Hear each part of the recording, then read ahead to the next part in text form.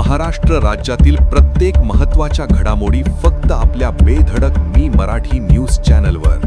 महाराष्ट्राचा बुलंद आवाज.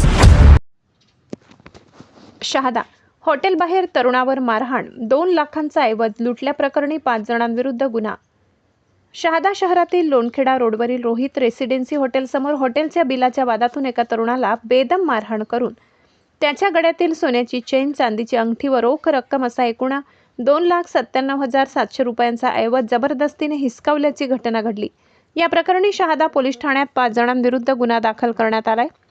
फिर्यादी राजेंद्र गंगाराम माडी वय 31 राहणार सदाशिवनगर शहादा यांनी दिलेल्या तक्रारीनुसार 23 जुलै 2026 रोजी रात्री सुमारे 10 वाजता ते आपल्या मित्रासह रोहित रेसिडेन्सी हॉटेलमध्ये जेवण करून बाहेर आले असता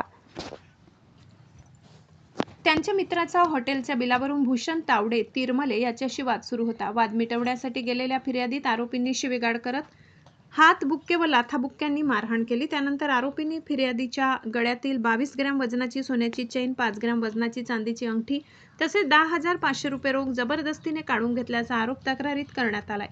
या प्रकरणी भूषण तावडे तिरमले, विकास सखाराम सुडे, खंडूराजू वाघ, कुणाल सागर चित्ते आणि गुन्नू पूर्ण नाव माहीत नाही यांच्या विरुद्ध भारतीय न्यायसंहिता BNS कलम 310(2), 115(2) आणि 352 अन्वये शहादा पोलीस ठाण्यात गुन्हा क्रमांक 778/2026 दाखल करण्यात आलाय.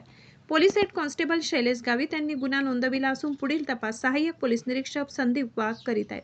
बेधडक मी मराठी न्यूजसाठी सुमित गिरासे, शहादा.